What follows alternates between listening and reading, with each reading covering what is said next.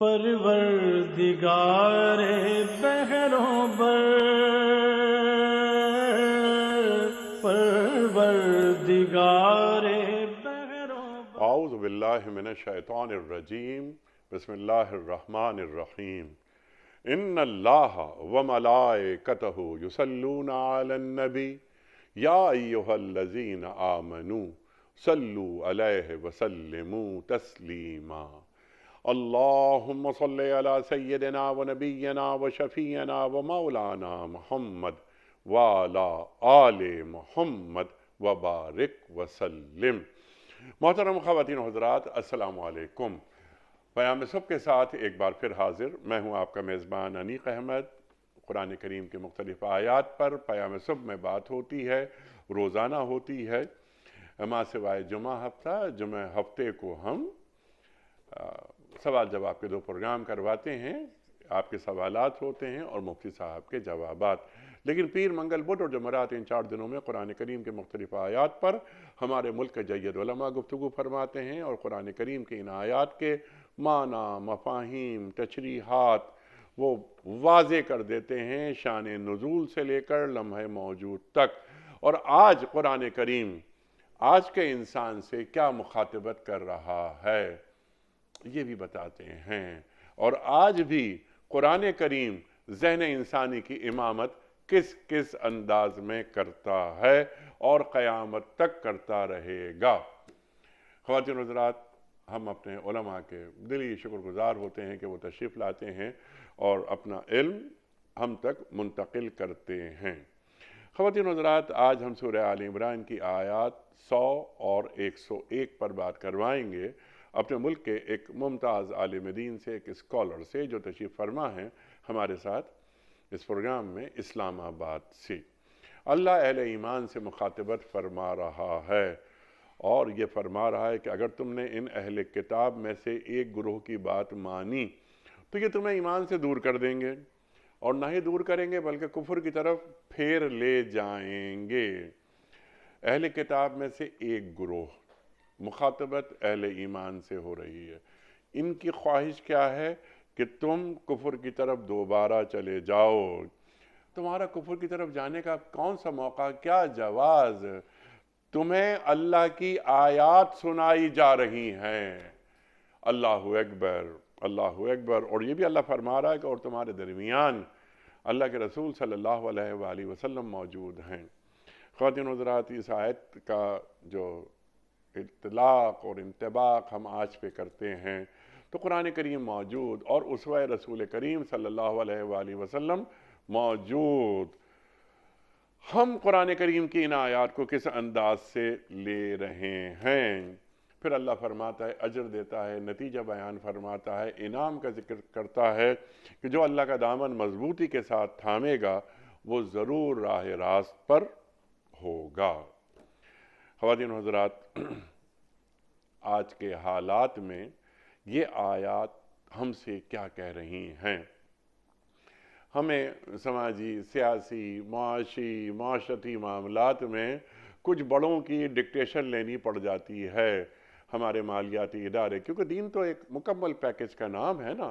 الیوم اکملت لکم دینکم واتممت علیکم نعمتی ورضیت لکم الاسلام دینا، تو دین میں پورے کے پورے داخل ہونا ہے۔ یا ایھا الذین آمنوا ادخلوا فی السلم کافہ کی بات اللہ قرآن کریم میں فرما رہا ہے۔ کچھ چیزیں ادھر سے کچھ چیزیں ادھر سے نہیں لی جاتی، بنی اسرائیل کی طرح کہ افتؤمنون ببعض الکتاب وتکفرون ببعض، تم کیا کرتے ہو؟ توریت میں سے کچھ چیزوں کو تو تم مانتے ہو، کچھ کو نہیں مانتے۔ ہمارا رویہ کیا ہے قرآن کریم کے ساتھ؟ خواتین و حضرات، بہت ساری باتیں، بہت سارے سوالات ہم کریں گے اور سیکھیں گے محترم ڈاکٹر حبیب عاصم صاحب سے۔ خواتین و حضرات، ایک جانا مانا نام پیام صبح کا لازمی جز تشریف لاتے ہیں اور ہمیشہ ہماری علمی کمی کو دور فرماتے ہیں۔ پوری زندگی آپ کی قلم کی مزدوری میں گزری اور گزر رہی ہے۔ کتاب سے ایک بھرپور تعلق آپ کا ہمیشہ سے تھا اور ہمیشہ رہے گا۔ مفسر قرآن ہیں، ممتاز اسکالر ہیں، کئی یونیورسٹیز میں آپ پڑھا چکے ہیں اور پڑھا رہے ہیں۔ ڈاکٹر حبیب عاصم صاحب کو خوش آمدید کہتے ہوئے پروگرام کا آغاز اللہ تعالیٰ کے بابرکت نام سے سورہ آل عمران آیات 100 اور 101۔ اعوذ باللہ من الشیطان الرجیم، بسم اللہ الرحمن الرحیم۔ یا ایہا الذین آمنوا ان تطیعوا فریقا من الذین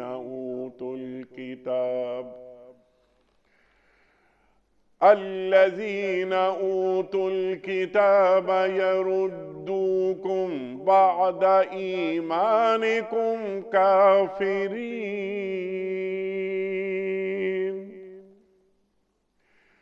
وكيف تكفرون وأنتم تتلى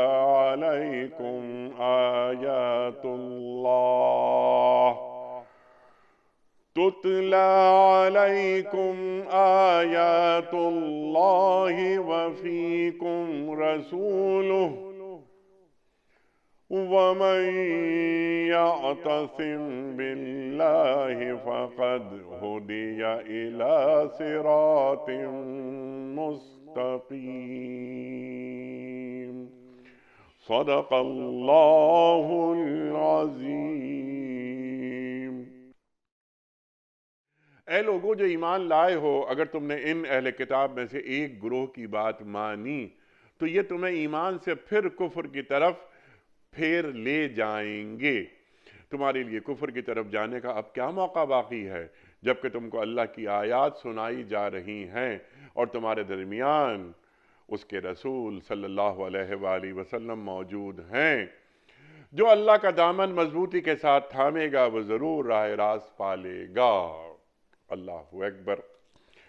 خواتین حضرات، محترم ڈاکٹر حبیب عاصم صاحب کی خدمت میں اس سے پہلے کہ ہم رکھیں آج کے پروگرام کے حوالے سے پہلا سوال، کل کے پوچھے گئے سوال کا درست جواب اور آج کا سوال آپ کی خدمت میں۔ قرآن کریم میں کل کتنی منزلیں ہیں؟ یہ کل کا سوال تھا، درست جواب 7۔ آج کا سوال نوٹ فرما لیجئے۔ سرکار دو عالم صلی اللہ علیہ وآلہ وسلم کی پیدائش کس شہر میں ہوئی تھی؟ مکہ مکرمہ میں، مدینہ منورہ میں یا نجف میں؟ جو درست جواب آپ سمجھتے ہوں روانہ فرمائیے۔ ہمارے فون نمبرز ہیں 0092213452709۔ ہمارا دوسرا فون نمبر ہے 0092213430098۔ ہمارا ای میل ایڈریس ps@dunyatv.tv، ہمارا SMS کا نمبر 3031 اور ہمارا واٹس ایپ کا نمبر ہے 00923281250194۔ حضرت ڈاکٹر صاحب ارشاد فرمائیے، اللہ اکبر، کیا آیات ہیں؟ یہ سورہ آل عمران کی آیت نمبر 100 پہ پہلے بات ہم آپ سے کرواتے ہیں۔ اہل ایمان سے مخاطبت ہو رہی ہے اہل کتاب کے ایک گروہ کے تعلق سے، یعنی مکمل اہل کتاب یہ نہیں چاہتے کہ تمہیں کفر کی طرف پھیر لے جائیں، اہل کتاب میں سے ایک گروہ یہ چاہتا ہے۔ کس گروہ کی بات ہو رہی ہے؟ اہل ایمان سے کیا مخاطبت ہو رہی ہے؟ ارشاد۔ بسم اللہ الرحمن الرحیم۔ شکریہ انیک صاحب، آپ کی آج کی یہ آیات جو ہیں یہ ہمارے آج کے دور اور سابقہ ادوار میں ہمیشہ رہنمائی پہلے کرتی رہیں اور آج بھی کر رہی اور آئندہ بھی کرتی رہیں گی، لیکن شاید آج کے دور میں اس کی ضرورت جس قدر بڑی ہے سابقہ ادوار میں اس طرح کی صورتحال نہیں تھی۔ جو تھوڑی بہت تاریخ ہم نے پڑھی اور جس تھوڑی بہت کلچر اور ثقافت کے معاملات سے آگاہ ہوئے، وہ والی کیفیات اس وقت نہیں تھی جو ہمیں آج نظر آ رہی ہیں۔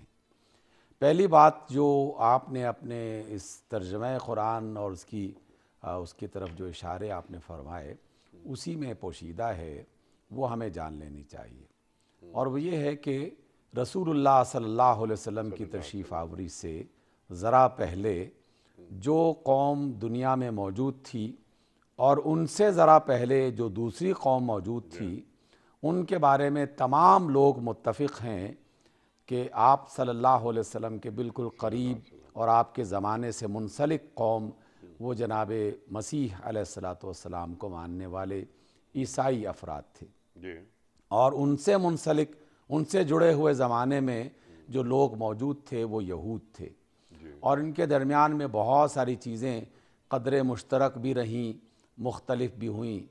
تورات اور انجیل کے بارے میں جو ہماری علمی دنیا میں جو بات کہی جاتی ہے، ایک کو پرانی کتاب اور ایک کو نئی تعلیمات، اس مختلف قسم کے الفاظ سے پکارا جاتا رہا۔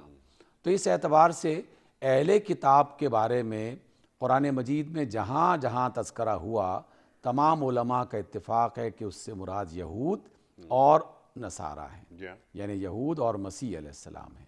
لیکن یہودی اور عیسائی دونوں کے بارے میں یہ بات آپ کو کہیں نہیں ملے گی کہ تمام کے تمام یہودی وہ اللہ کے راستے کو مکمل طور پر چھوڑ چکے تھے، اور ان کے اندر یہ خرابی اس قدر بڑھ چکی تھی کہ جو کمینگی کی حد تک داخل ہو جائے کہ جس میں اللہ کا انکار، بعض اوقات اللہ کے رسول کا انکار، بعض اوقات اللہ کے رسولوں کا مذاق اڑانا، بعض اوقات اللہ کے تعلیمات کا مذاق اڑانا، حلال کو حرام بنا دینا، حرام کو حلال کر دینا، یہ والی جو کیفیات تھیں یہ یہود میں سے بھی کچھ لوگ کرتے رہے، اگرچہ اس کا دائرہ کبھی سمٹتا رہا کبھی بڑھتا رہا، لیکن یہ بات ضرور کہہ سکتے ہیں کہ یہودی قوم میں بھی ایسے بے شمار لوگ تھے اور ایسے بے شمار لوگ ہیں کہ جو کم از کم اخلاقی اعتبار سے بہتر تھے، جن کے ساتھ مسلمانوں کے رابطے رہے،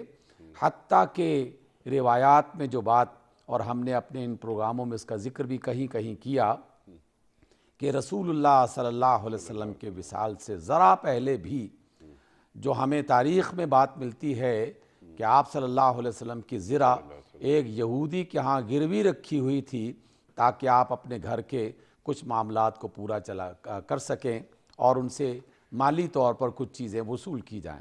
گویا کہ اللہ کے رسول نے بھی یہودیوں کے ساتھ لین دین کی وہ کیفیت برقرار رکھی ہوئی تھی جس میں حلال کو حرام یا حرام کو حلال بنانے کی کیفیت نہیں تھی، بلکہ ایک عام روزمرہ کی زندگی میں جو معاملات ہوتے ہیں ان کو اختیار کیا گیا۔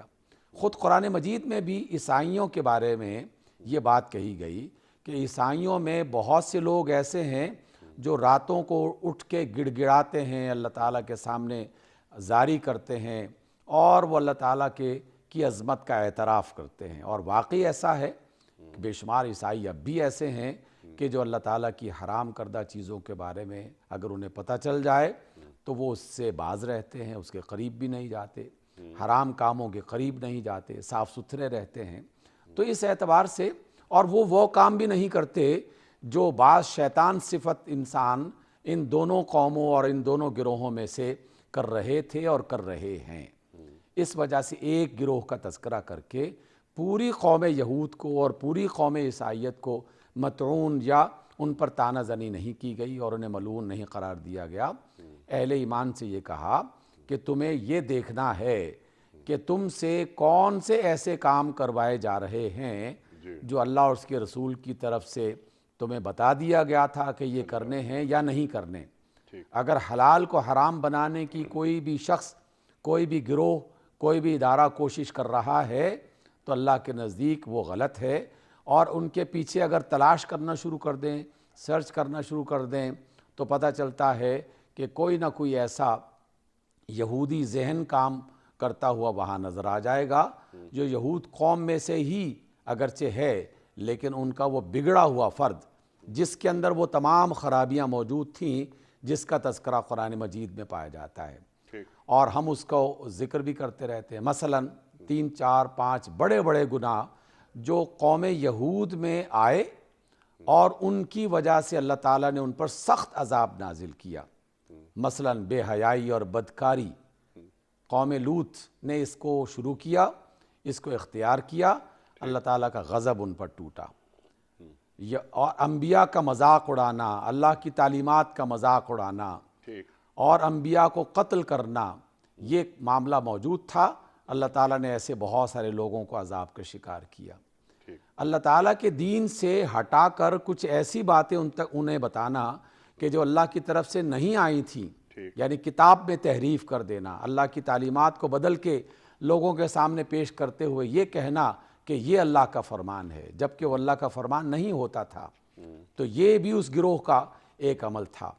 تو اس اعتبار سے اللہ تعالیٰ نے یہ بات کہی کہ اے ایمان والو، ہوشیار رہو، اپنی آنکھیں کھول کے دنیا میں زندگی بسر کرو، اور اس بات کا دھیان رہے کہ اہل کتاب میں سے ایک گروہ ایسا ہے جو اس طرح کے کام کرتا رہتا ہے۔ ٹھیک کہیں ایسا نہ ہو کہ تمہیں متاثر کر کے لالچ کی وجہ سے یا کسی خوف کی وجہ سے یا کسی اور ذریعے سے وہ تمہیں غلط کاموں پر قائل کر دے اور تم بالآخر کافر بن جاؤ۔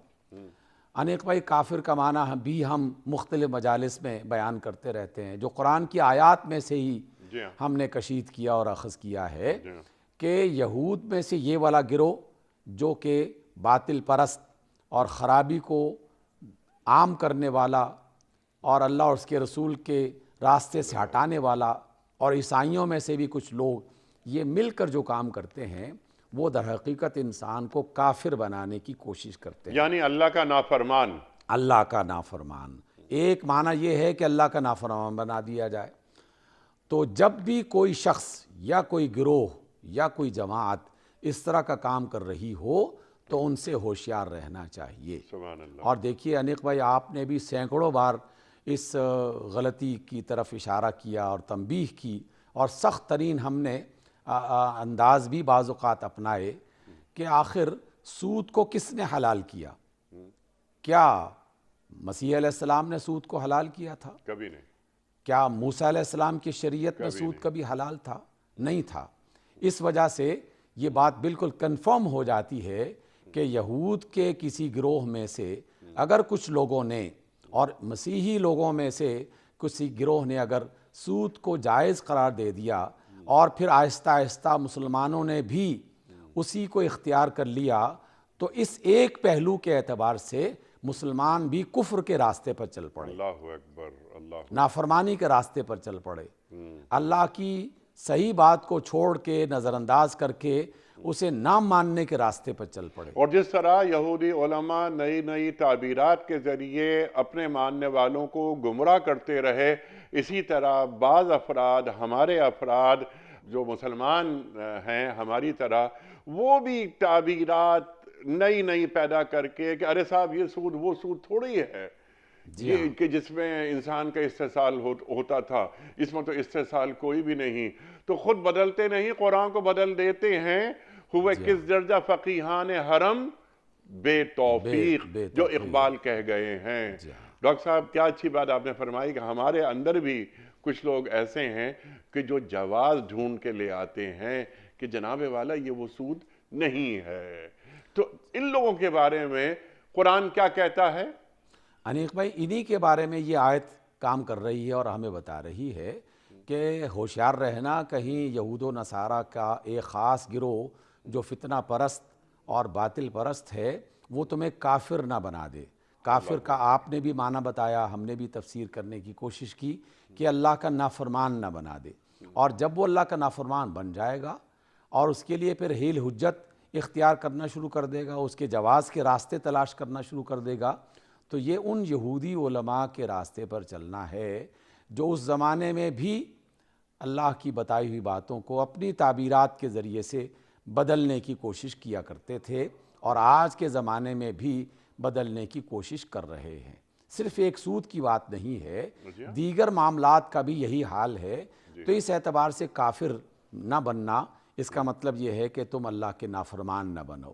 جب ہم نافرمانی کی بات کرتے ہیں تو پھر وہ تمام باتیں یاد کرنی چاہیے، سوچنی چاہیے، تلاش کرنی چاہیے کہ ہم کن کن باتوں میں اللہ کی نافرمانی کر رہے ہیں۔ سبحان اللہ۔ تو بیسیوں ایسے کام جو ہم دھڑلے سے اب کر رہے ہیں اور باواز بلند اس کا ذکر کرتے ہیں، اس کی حمایت کرتے ہیں، یا خفیہ انداز میں اس کو مختلف تعبیرات کی شکل میں پیش کر کے اس کی جواز کی راہیں تلاش کرتے ہیں، تو وہ سارے نافرمانی والے کام ہمارے بلکہ بعض اوقات ڈاکٹر صاحب ایسا محسوس ہوتا ہے کہ یہ نافرمانی بغاوت کی حدود میں داخل ہو رہی ہے۔ جی بالکل، بغاوت کی حدود میں داخل ہو رہی ہے۔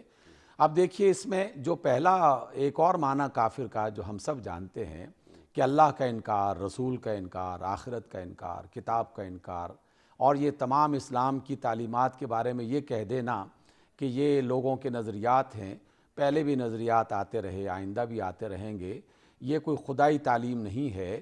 اور اب دیکھیے ہم اپنے معاشرے میں باقاعدہ سنتے ہیں، اور ایسے بعض افراد نوجوانوں سے یونیورسٹیوں میں ہم ملتے رہتے ہیں جی ہاں، جو بالکل یعنی بغیر کسی خوف یا پریشانی کے کہتے ہیں کہ ہم تو آخرت اور کسی اللہ کو نہیں مانتے، ہم تو صرف اسی کو مانیں گے کہ جو ہمیں دکھائی دے، جو ہمیں سنائی دے، وہی محسوسات کی دنیا پر ایمان لانے کی بات جو کہ رسول اللہ صلی اللہ علیہ وسلم کے زمانے میں بھی تھا۔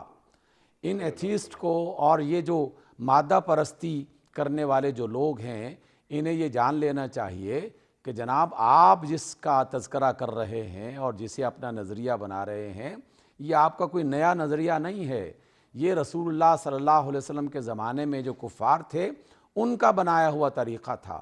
مشرکین مکہ میں سے ایک شخص ایسا تھا کہ مکہ جب فتح ہوا تو اس کے بارے میں رسول اللہ صلی اللہ علیہ وسلم نے کہا کہ یہ شخص اگر خانہ کعبہ کے غلاف کو بھی پکڑ لے تو اسے قتل کر دینا۔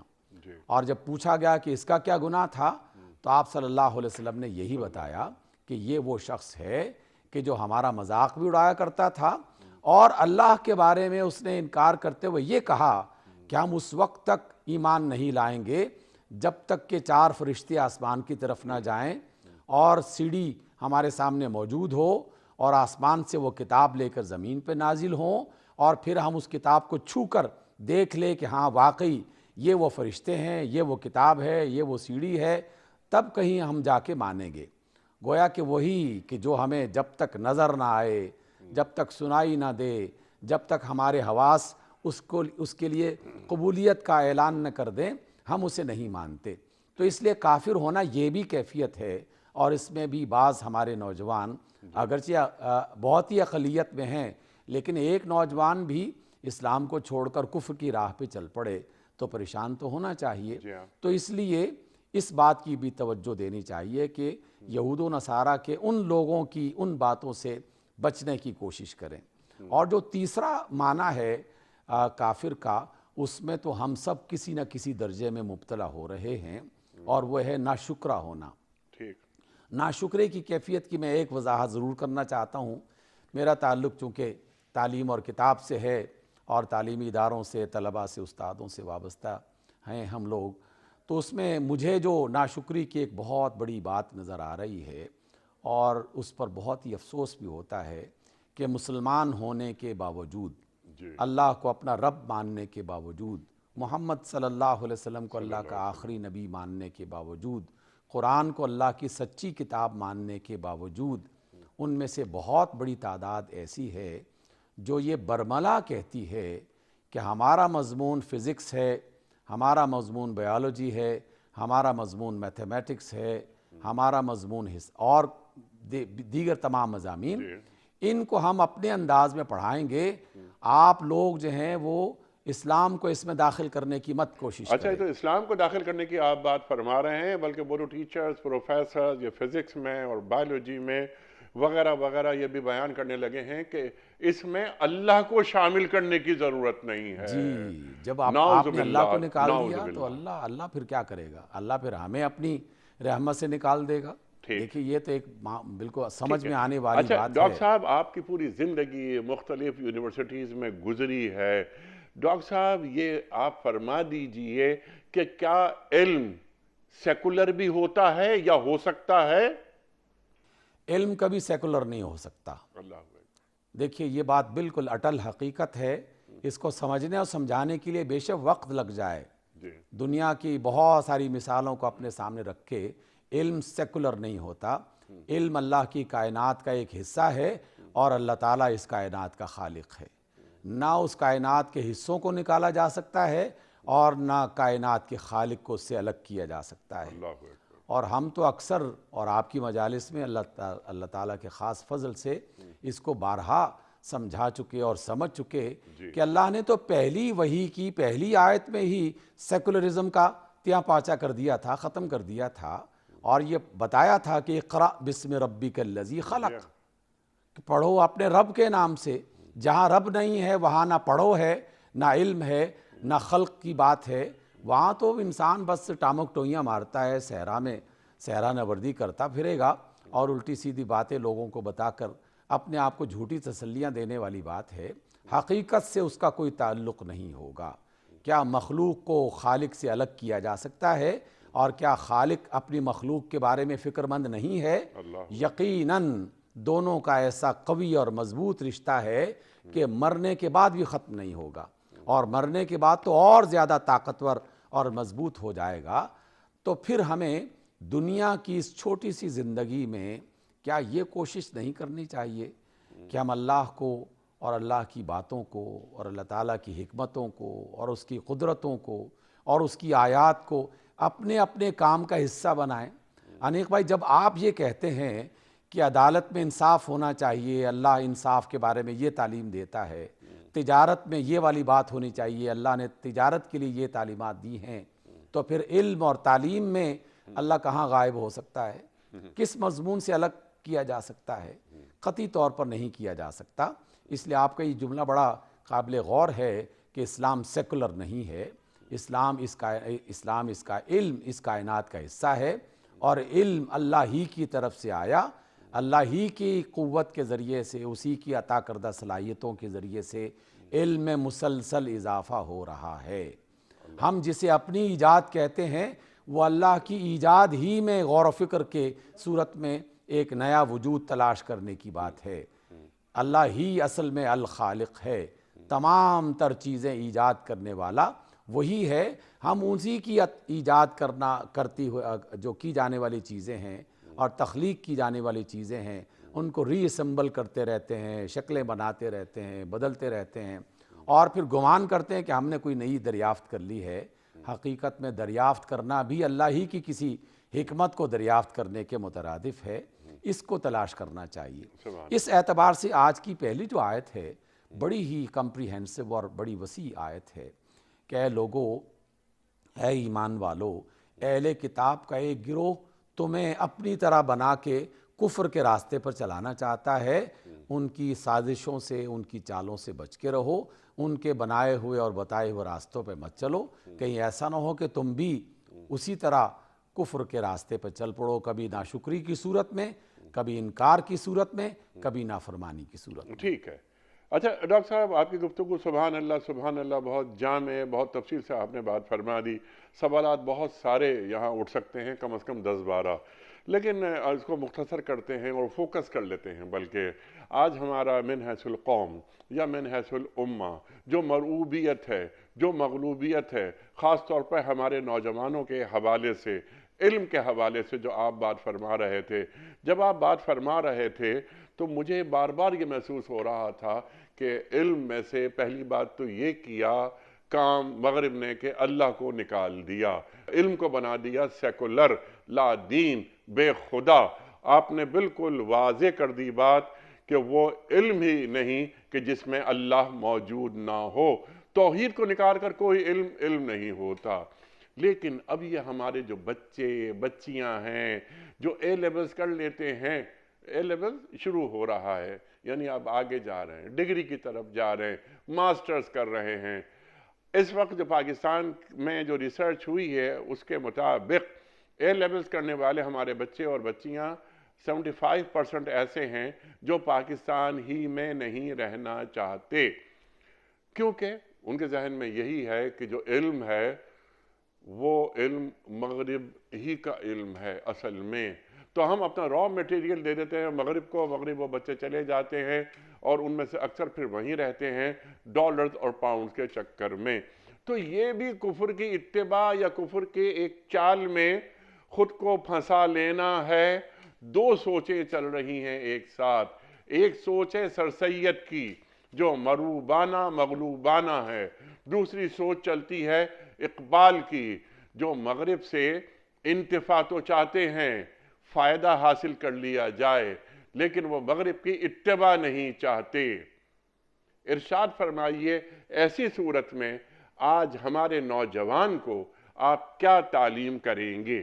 अनेक भाई, पहली बात तो जो आपकी गुफ्तगू से हमें समझ में आती है और समझनी चाहिए, और इस पर दुनिया के तमाम माहिरीन नफ्सियात, असातिज़ा, फ़लसफ़ी, दानिश्वर मुत्तफ़िक़ हैं कि जो मरऊब, दबा हुआ, कमज़ोर शख्स है वो कभी तरक्की के रास्ते पर नहीं चल सकता। सुभान अल्लाह। ये लोग मगरिब में भी चले जाएं, वहाँ की यूनिवर्सिटियों से पढ़ के वापस भी आ जाएं, लेकिन अगर मरऊबियत और मगलूबियत और हम कुछ नहीं कर सकते और हमारे पास कुछ नहीं है, सब कुछ उनके पास है, उनसे सीख कर भी आ जाएं, तब भी ये इसी तरह ग़ुलामाना ज़िंदगी ही बसर करते रहेंगे। तो सबसे पहले अपनी ज़ात और अपनी शख्सियत, इस पर एतबार किया जाए और इसके अंदर के जो इंसान है उसे मज़बूत और क़वी बनाया जाए, उसे काबिल क़द्र, काबिल एहतराम बनाया जाए। और हम अपने बच्चों के बारे में, नौजवानों के बारे में सिर्फ जानते नहीं बल्कि ज़िंदा मिसालें हैं ऐसी सैकड़ों जी हाँ। कि जिसमें हमारे बरसग़ीर के पाकिस्तान के नौजवान गए और उन्होंने वहाँ की यूनिवर्सिटियों में टॉप किया, जी हाँ। उनके ज़हीन तरीन लोगों में वो शामिल हुए। ठीक। इसका मतलब ये है कि दो बड़ी गलतियाँ हमसे हो रही हैं, और एक बड़ी गलती का जो उसका डांटा है और जो डांडा है उसका हिस्सा वो मिलता है मगरिब और उसके आसपास के मुख्तलिफ लोगों की तरफ से। एक गलती तो ये हुई कि हम मरूबियत के अंदर इस तरह धंसते चले गए कि हम सिर्फ इस्तेमाल करने वाले लोग बन गए। हम चीज़ों को बाहर से ख़रीदते हैं, लेते हैं और उन्हें इस्तेमाल करते हैं।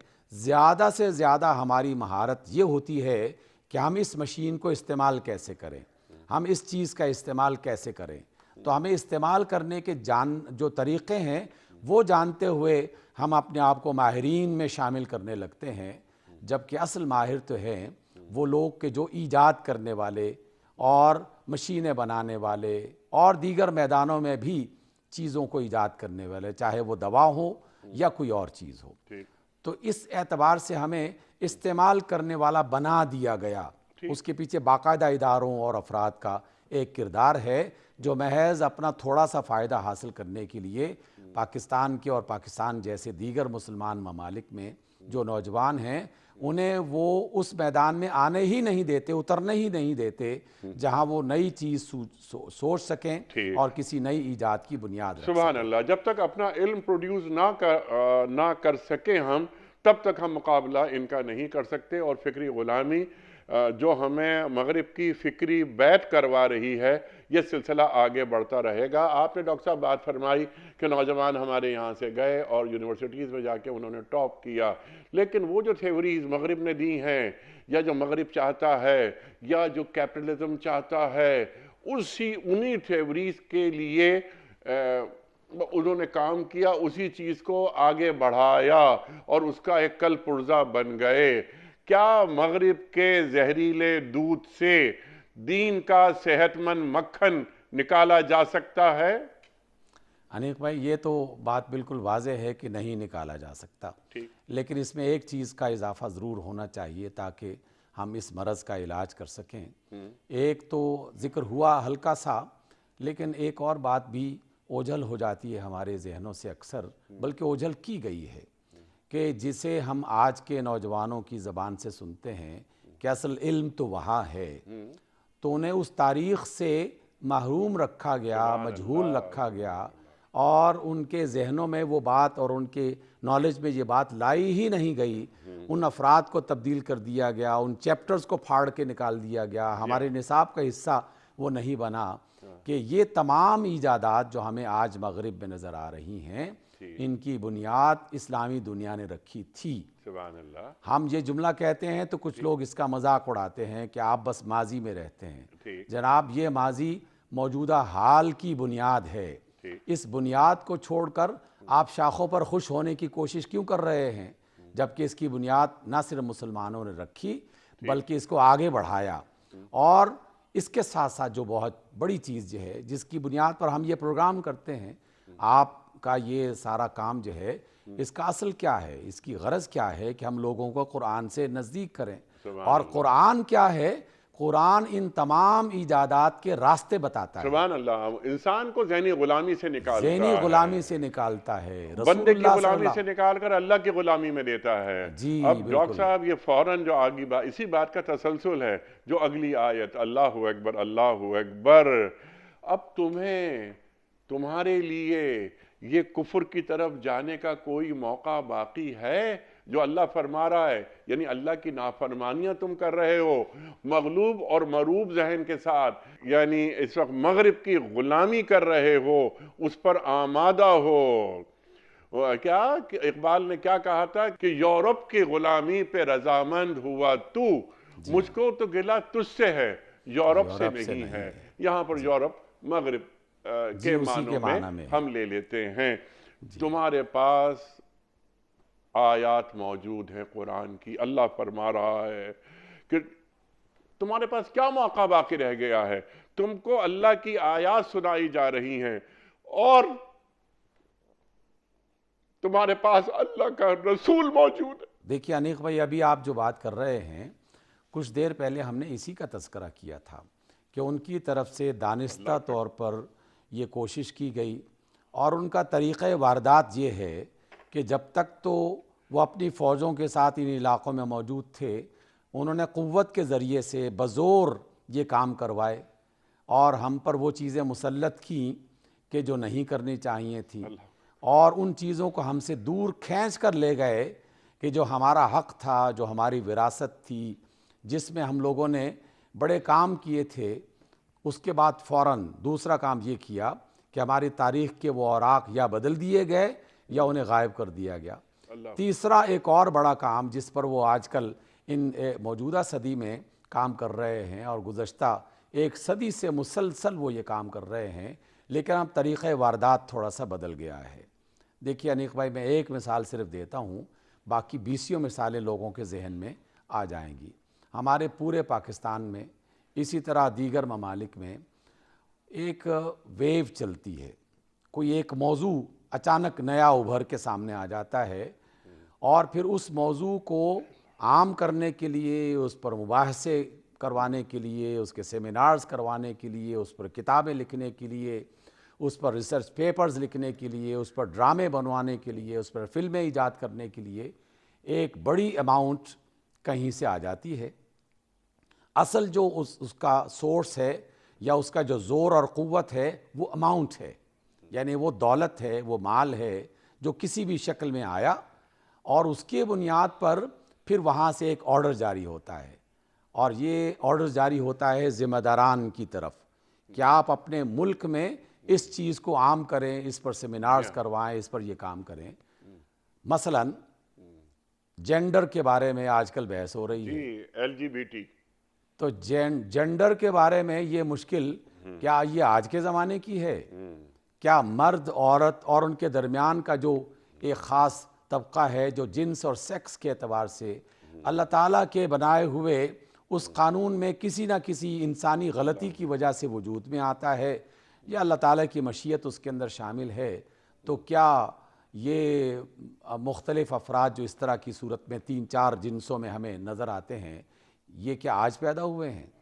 یہ تو صدیوں سے زمین پر ہیں، اور صدیوں سے ان کے بارے میں باقاعدہ تعلیمات اللہ کی طرف سے آتی رہیں۔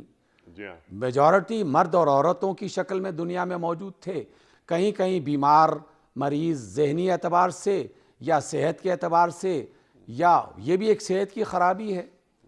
تو اس کو باقاعدہ موضوع جو بنایا گیا، تو یہ کوئی آج کی نئی پرابلم نہیں تھی، بلکہ اس کے پیچھے ایک سرمایہ آیا، سرمایہ کے ساتھ ساتھ ایک آرڈر آیا، اور آرڈر کے ساتھ ساتھ مختلف کلچرز کو ہمارے اندر شامل کرنے کے لیے مقالات ہونے لگے، سیمینارات ہونے لگے، اور فلمیں بننے لگی، اور ڈرامے بننے لگے۔ ایسا لگا کہ جیسے پورے پاکستان کا سب سے بڑا مسئلہ وہ جینڈر کا مسئلہ ہے۔ اسی طریقے سے اور بہت ساری چیزیں جو اچانک وجود میں آتی ہیں، اور ہم سب اس کی جگالی کرنے لگتے ہیں۔ آپ یہ لفظ کبھی استعمال کرتے ہیں تو بڑا مزہ آتا ہے، یہ لفظوں کی جگالی نہیں ہے، اس کے پیچھے کام ہو رہا ہوتا ہے جس کی وجہ سے خرابی۔ شیطانی حربے ہیں، ان سے اب محفوظ رہنے کا طریقہ یا طریقے اب کیونکہ وقت ختم ہو رہا ہے پروگرام کا، وہ ستیزہ کار رہا ہے ازل سے تا امروز، چراغ مصطفی سے چراغ بو لہبی۔ یہ شر اور خیر کی جو جنگ ہے وہ قیامت تک جاری رہے گی۔ اس وقت قرآن کریم کی یہ آیات آج کے اہل ایمان سے کیا تقاضے کر رہی ہیں؟ یا ایھا الذین آمنوا سے یہ آیت شروع ہوئی اور اگلی آیت اس میں شامل ہو گئی کہ تمہارے پاس قرآن کریم موجود ہے، تمہارے پاس اللہ کے رسول موجود ہیں صلی اللہ علیہ وآلہ وسلم۔ آج کے اہل ایمان کے پاس اسوہ رسول کریم صلی اللہ علیہ وآلہ وسلم موجود ہے۔ رسول سے محبت کا اظہار ہوتا ہے صلی اللہ علیہ وآلہ وسلم، لیکن وہ اتباع رسول کریم صلی اللہ علیہ وآلہ وسلم کہاں گئی کہ ہم ان حربوں کا مقابلہ کر سکیں، شیطانی چالوں کو شکست دے سکیں؟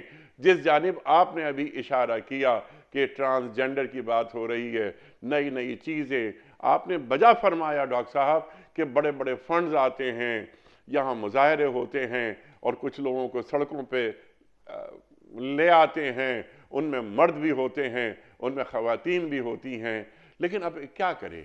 یعنی آپ تو عالم ہیں، ہم جیسا عام آدمی کیا کرے؟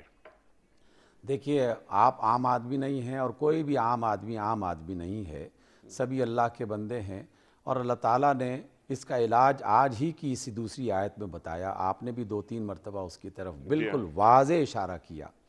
علاج بس ایک ہی ہے کہ اللہ کی طرف یعنی قرآن کی طرف اور اللہ کے رسول کی طرف یعنی قرآن کی طرف واپس پلٹ کے آئیے۔ جیسے ہی ہم قرآن سے اور اللہ کے رسول سے وابستہ ہو جائیں گے صحیح معنی میں، باتوں میں نہیں، گفتگوؤں میں نہیں، تقاریر میں نہیں، خطبات جمعہ میں نہیں، بلکہ اسے اپنے نصاب تعلیم کا حصہ بنائیں، اسے کلچر کا حصہ بنائیں، اسے گھر کی تعلیم کا حصہ بنائیں، اسے اپنے اداروں کا حصہ بنائیں، اپنے اپنے میدان میں اللہ اور اس کے رسول کہاں کہاں کیا کیا بات کہہ رہے ہیں اس کے بارے میں بتائیں، جاننے کی کوشش کریں۔ علاج ایک ہی ہے، وَاعْتَصِمُوا بِحَبْلِ اللَّهِ جَمِيعًا کا مطلب علماء کے لیے نہیں ہے کہ وہ آپس میں اتحاد کر لیں، بلکہ اس کا مطلب ہے کہ پوری امت اور پوری دنیا کے انسان اس کتاب جسے قرآن کہا جاتا ہے، اس کی حقیقت کو اور اس کی حقانیت کو جاننے کی کوشش کریں، تو ہم ان چیزوں پر قابو پا سکتے ہیں۔ جب تک ہم قرآن مجید سے ناآشنا رہیں گے اور ناآشنا ہیں، دیکھیے انیق بھائی، میں پورے اعتماد سے یہ بات کہہ رہا ہوں، لیکن افسوس سے کہہ رہا ہوں کہ ہم اس کتاب سے ناآشنا ہیں۔ میرے بچے بھی اس سے اس طرح آشنا نہیں جس طرح ہونا چاہیے، حالانکہ ہم کتاب و حکمت کے بارے میں کچھ نہ کچھ باتیں کرتے رہتے ہیں۔ جب تک میرے نصاب کا حصہ نہیں بنے گا، میں ایک چھوٹی سی مثال دے کر ہم اپنی بات کو سمیٹنے کی کوشش کرتے ہیں۔ اصل میں تو نقطہ ارتکاز قرآن و سنت ہی ہے، لیکن یہ بات میں بار بار نصاب تعلیم اور دیگر چیزوں کا تذکرہ اس لیے کر رہا ہوں کہ ابھی ہم سب دیکھ رہے ہیں کہ فٹ بال میچ ہوا تو وہاں جاپان کے لوگ جب اترتے ہیں تو کھیل کے بعد وہ باقاعدہ میدان صاف کرتے ہیں، باقی لوگ حیرت سے انہیں دیکھتے ہیں کہ یہ نئی بات اور نیا کام انہوں نے کیا کر دیا۔ تو ان کے پھر لوگوں نے کہا کہ یہ تو ہمارے کلچر کا حصہ ہے، یہ تو ہمارے لیے کوئی انوکھی بات نہیں ہے، ہم تو پورے ملک کو اسی طرح صاف کرتے ہیں جس طرح وہ لوگ اس بات کو اپنی زندگی کا حصہ بنا چکے۔ وہی طریقہ ہے اہل اسلام کو اسلام اپنے اندر داخل کرنے کا۔ جب تک ہم اسے اپنی زندگی کا حصہ نہیں بنائیں گے تو گفتگو بے شک اسے تازہ کرتی رہے گی، اور یہ کرتے رہنا چاہیے، کیونکہ اگر یہ سلسلہ بھی رک گیا پھر تو قیامت آ جائے گی۔ اس لیے ان تعلیمات کو جو قرآن اور رسول صلی اللہ علیہ وسلم کی صورت میں ہے، اور قرآن کی یہ آیت کتنی خوبصورت ہے کہ وَفِيكُمْ رَسُولُ، کہ تمہارے اندر رسول زندہ حالت میں، زندہ حالت سے مراد آپ نے بھی وضاحت کر دی کہ تعلیمات زندہ ہیں، محفوظ ہیں، اس کے نمونے موجود ہیں، اس کی مثالیں موجود ہیں، تو زندہ کیفیت میں جو موجود ہے اس سے استفادہ کیوں نہیں کر رہے؟ ڈاکٹر صاحب، اسی سلسلے کا ایک سوال آپ کی خدمت میں سیکھنے کے لیے آپ سے کہ کوئی مسلمان گھرانہ ایسا ہو ہی نہیں سکتا کہ اس گھر میں قرآن کریم موجود نہ ہو۔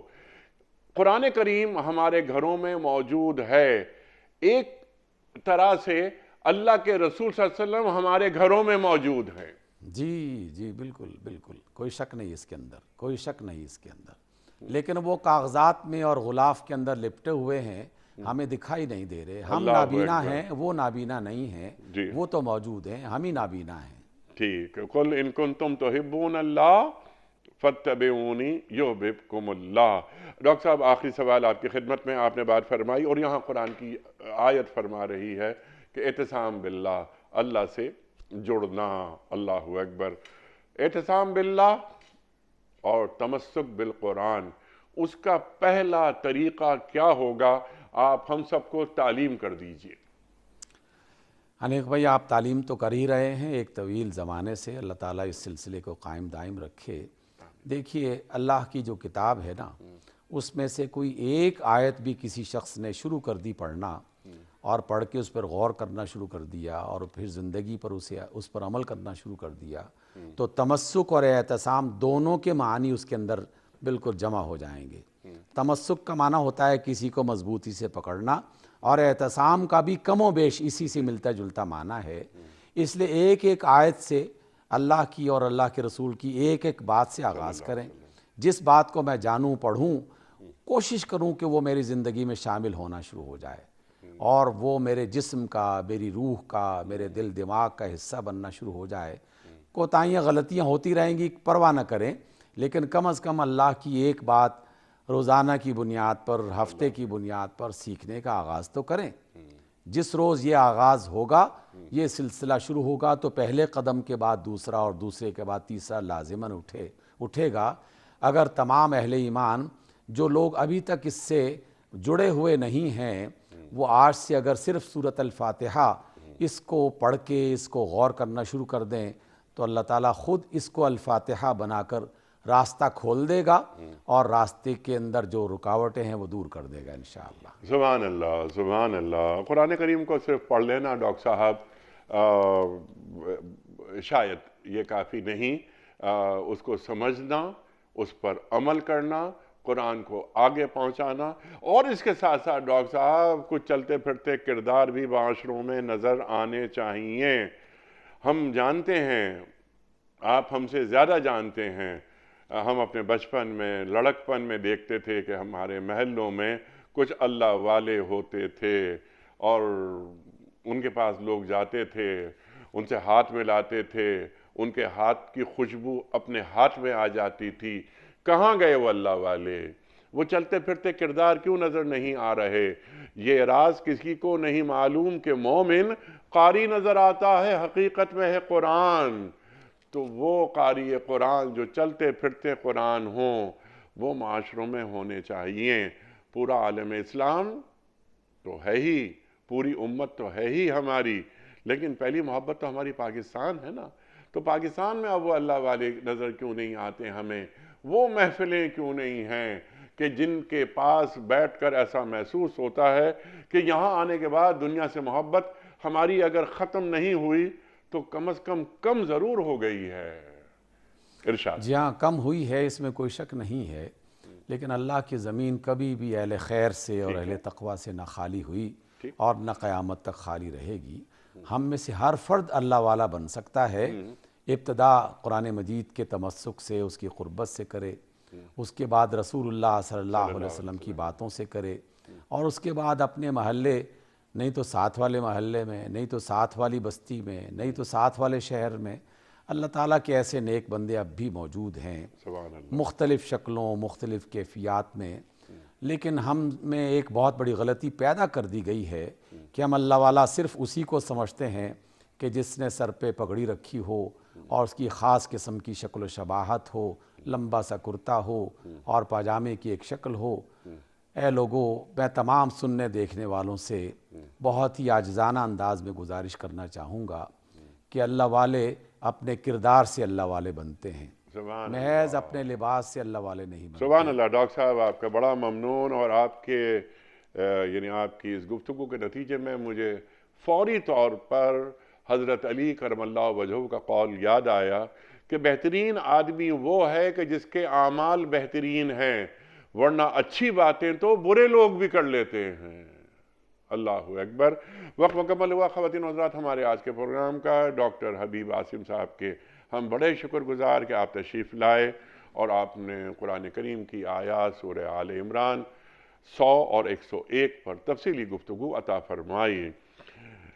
کوئز، کل کا سوال ہمارا یہ تھا کوئز کمپٹیشن میں کہ قرآن کریم میں کل کتنی منزلیں ہیں؟ درست جواب 7۔